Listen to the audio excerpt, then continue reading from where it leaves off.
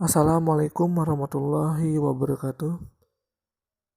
Yang terhormat Bapak Robianto, MKom, selaku dosen pengampu.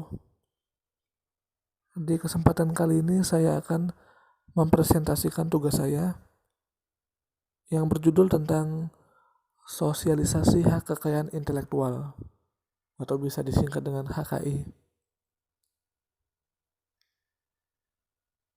Di sini saya sudah membagi 3 pengertian yang kita akan jelaskan satu persatu. Yang pertama ada hak. Apa itu hak? Hak adalah hak yang timbul dari hasil olah pikir yang menghasilkan suatu produk atau proses yang berguna untuk kepentingan manusia dan segala sesuatu yang harus didapatkan oleh setiap orang yang telah ada sejak lahir, bahkan sebelum lahir. Ya, dari pengertian ini sudah jelas bahwa memang hak itu perlu. Sebelum kita lahir pun sudah ada hak buat diri kita dan buat orang lain. Jadi ya, hak itu penting sekali buat kehidupan kita. Yang kedua ada kekayaan. Kekayaan adalah nilai semua aset non keuangan dan keuangan yang dimiliki yang dikurangi nilai dari seluruh kewajiban. Bisa berlaku untuk perusahaan, perorangan, pemerintah, atau sektor ekonomi seperti sektor perusahaan, keuangan, atau seluruh negara. Iya, sangat jelas. Karena keuangan itu sifatnya menyeluruh, apalagi di perusahaan sangat mendominasi. Di zaman sekarang kekayaan itu sudah tidak asing lagi buat kita. Jadi kekayaan itu merupakan aset terpenting buat pemerintahan, keuangan, dan lain-lain. Yang terakhir ada intelektual. Apa itu intelektual? Intelektual adalah orang yang menggunakan kecerdasannya untuk bekerja, belajar, dan menjawab persoalan tentang berbagai gagasan. Intelektual juga bisa disebut dengan kecerdasan dari diri kita sendiri. Intelek yang sudah tertanam dari diri kita. Jadi kita mampu berpikir, mengolah, dan memproses suatu kalimat atau suatu ucapan untuk mengelontarkan sikap kita atau ya bisa disebut dengan tanggapan kita terhadap apa yang kita alami maupun yang akan terjadi. Intelektual. Jadi dari ketiga bagian tadi kita dapat menyimpulkan apa itu hak kekayaan intelektual. Hak kekayaan intelektual adalah kekayaan yang timbul dari kemampuan intelektual manusia yang dapat berupa karya di bidang teknologi, ilmu pengetahuan, seni, dan sastra. Karya ini dihasilkan atas kemampuan intelektual melalui pemikiran, daya cipta, dan rasa memperoleh produk.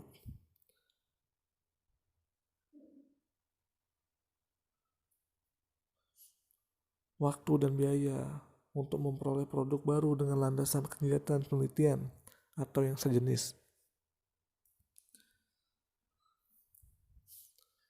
Selanjutnya adalah proses lahirnya HKI.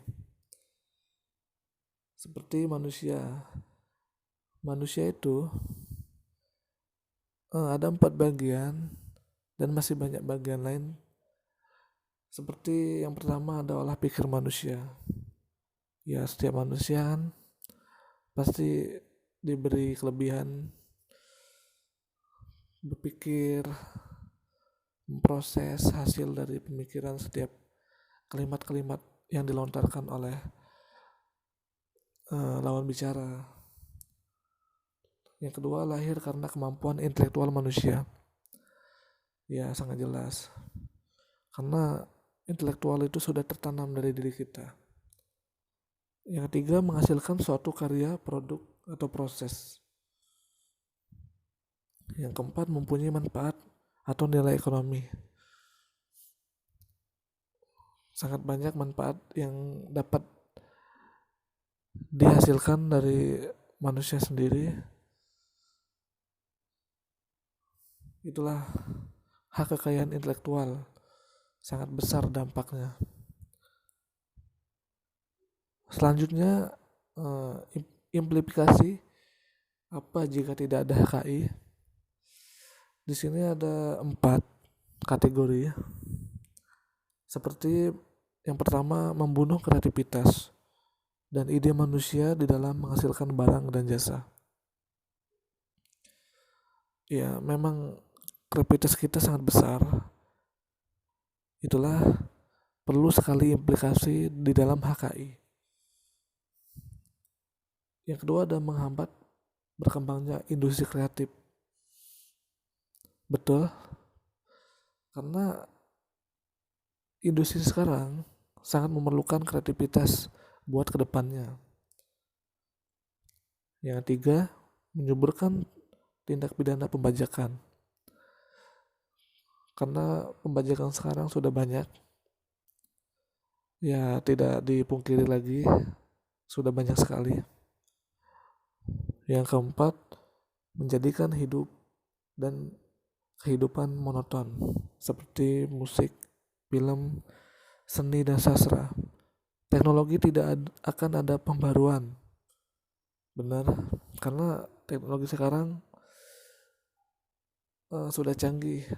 Tetapi jika tidak ada implikasi dalam HKI, maka tidak ada pembaruan dari teknologi tersebut karena menghambatnya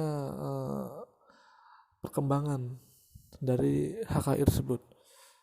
Dan yang terakhir, ilmu pengetahuan menjadi tidak berkembang. Karena ilmu sendiri itu sangat perlu buat perkembangan di masa depan nanti. Ya, akan menghambat perkembangan itu sendiri. Selanjutnya, secara garis besar, ada 2 seperti hak cipta. Apa itu hak cipta? Hak cipta adalah hak eksklusif bagi pencipta atau penerima hak untuk mengumumkan atau memperbanyak ciptaannya, atau memberi izin untuk itu dengan tidak mengurangi pembatasan menurut perundangan-undangan yang berlaku. Benar sekali, karena hak cipta ini ya sifatnya pribadi, privasi. Jadi kita harus memberi izin kalau ingin mengupload buat karya seni. Jangan meniru kreativitas orang lain, karena itu termasuk kegiatan yang tidak pantas buat orang lakukan. Yang kedua ada hak kekayaan industri, adalah hak yang mengatur segala sesuatu milik perindustrian, terutama yang mengatur perlindungan hukum yang meliputi paten, merek, indikasi geografi, desain industri, desain tata letak sirkuit terpadu, rahasia dagang, dan varietasi tanaman. Selanjutnya ada hak-hak turunan dari hak kekayaan intelektual atau disingkat dengan HKI. Di sini ada 7 hak turunan. Yang pertama ada paten, yang kedua merek, yang ketiga indikasi geografi, yang keempat desain industri, Yang kelima, desain tata letak sirkuit terpadu. Yang keenam, rahasia dagang. Dan yang terakhir, varietas tanaman. Di sini saya akan menjabarkan atau menjelaskan pengertian dari ketujuh hak turunan ini. Yang pertama ada paten.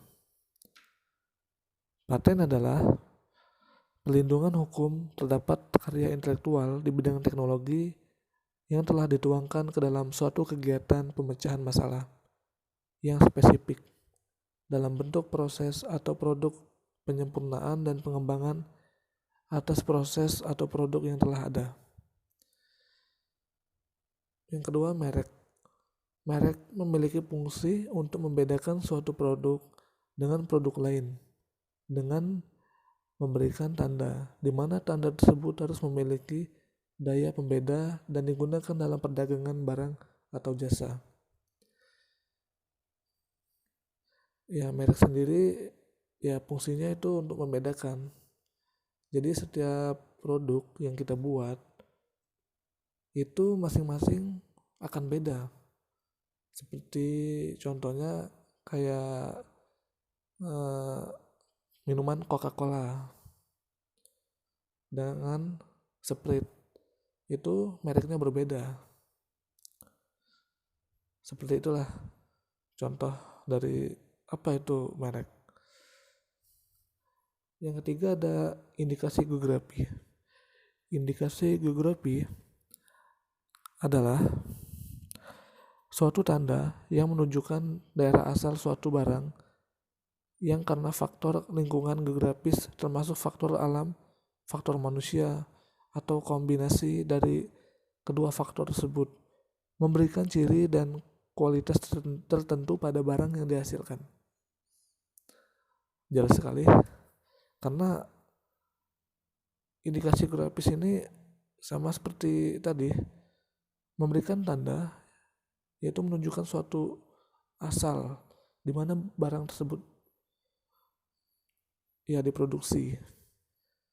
Jadi kita bisa mengetahui asal barang tersebut diciptakan atau dibuat untuk dipasarkan.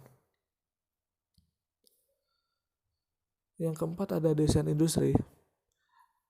Desain industri adalah suatu kreasi tentang bentuk, konfigurasi atau komposisi garis atau warna atau garis dengan warna yang digabungkan berbentuk 3 dimensi atau 2 dimensi, memberikan kesan estetis dan dapat diwujudkan dalam 3 dimensi dan 2 dimensi, dan menghasilkan suatu produk, barang, komoditas industri atau kerajinan tangan. Benar sekali, karena mendesain satu industri itu ada dua, yaitu 3 dimensi dan 2 dimensi. Jadi setiap barang yang kita ciptakan itu bernilai tinggi harganya. Dan yang kelima ada desain tata letak sirkuit terpadu. Desain tata letak sirkuit terpadu adalah sebagai desain atas layout susunan posisi 2 dimensi atau 3 dimensi atas sirkuit terpadu. Yang keenam, rahasia dagang. Rahasia dagang adalah informasi yang tidak diketahui oleh umum di bidang teknologi atau bisnis, mempunyai nilai ekonomi karena berguna dalam kegiatan usaha dan dijaga kecerdasannya oleh pemilik rahasia dagang. Ya, setiap perdagangan itu memiliki rahasia, seperti resep makanan, seperti bisnis mereka. Ya, setiap perdagangan pasti memiliki rahasia dagang. Dan yang terakhir ada varietas tanaman. Varietas tanaman adalah sekelompok tanaman dari suatu jenis atau spesies yang ditandai oleh bentuk tanaman, pertumbuhan tanaman, daun, bunga, buah, biji, dan ekspresi karakteristik genotipe atau kombinasi genotip yang dapat membedakan dari jenis atau spesies yang sama oleh sekurang-kurangnya atau sifat yang menentukan, dan apabila diperbanyak tidak mengalami perubahan.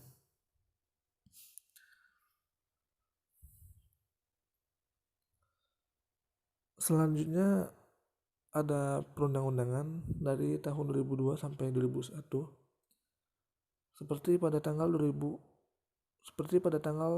20 Desember 2000. Reformasi hukum bidang hak kekayaan intelektual telah dimulai, diundangkannya 3 undang-undang baru di bidang HKI. Seperti contoh Undang-Undang Nomor 30 Tahun 2000 tentang rahasia dagang, Undang-Undang Nomor 31 Tahun 2000 tentang desain industri. Yang ketiga, Undang-Undang Nomor 32 Tahun 2000 tentang desain tata letak sirkuit terpadu, Undang-Undang Nomor 29 Tahun 2000 tentang varietas tanaman. Yang kedua, pada tahun 2001, pemerintah juga telah mengundangkan 2 undang-undang. Yang sebelumnya tadi 2000 dan yang kedua 2001. 2001 tentang paten pada tanggal 14. Undang-Undang Nomor 15 Tahun 2001 tentang merek yang merupakan revisi terhadap undang-undang sebelumnya. Selain itu, pada tanggal 11 Juli 2002, rapat paripurna DPR akhirnya menyetujui RUU tentang hak cipta untuk disahkan sebagai undang-undang. Jadi terakhir itu pada tanggal 11 Juli 2002 maka diadakannya rapat paripurna DPR untuk menyetujui RUU tentang hak cipta itu. Selanjutnya ada jangka waktu perlindungan HKI. Tadi sudah kita jelaskan apa itu hak turunan. Dan sekarang jangka waktu perlindungan. Seperti hak cipta, yaitu seumur hidup dan 50 tahun setelah pencipta meninggal dunia. Yang kedua, paten sederhana 10 tahun dan biasa 20 tahun. Merek 10 tahun dan dapat diperpanjang. Desain industri 10 tahun. Desain tata letak sirkuit terpadu 10 tahun. Rahasia dagang tidak terbatas sampai terungkap rahasianya. Dan yang terakhir, varietas tanaman 20 tahun atau 25 tahun. Jadi setiap hak-hak tersebut memiliki pembeda jangka waktu perlindungan. Jadi tidak sama yang dihasilkan. Selanjutnya ada contoh-contoh hak kekayaan intelektual seperti dicontohkan dari botol Coca-Cola. Contohnya yang pertama, bentuk atau desain botol bisa disebut dengan desain industri. Nama dagang dan bentuk botol disebut dengan merek. Contoh Coca-Cola bisa dilihat dari gambar tersebut. Yang ketiga, teknologi pembuatan minuman disebut dengan paten.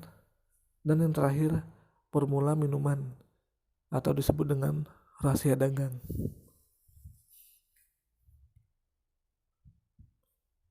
Selanjutnya, hak cipta, paten, merek, dan desain industri yang dicontohkan dari HP Nokia.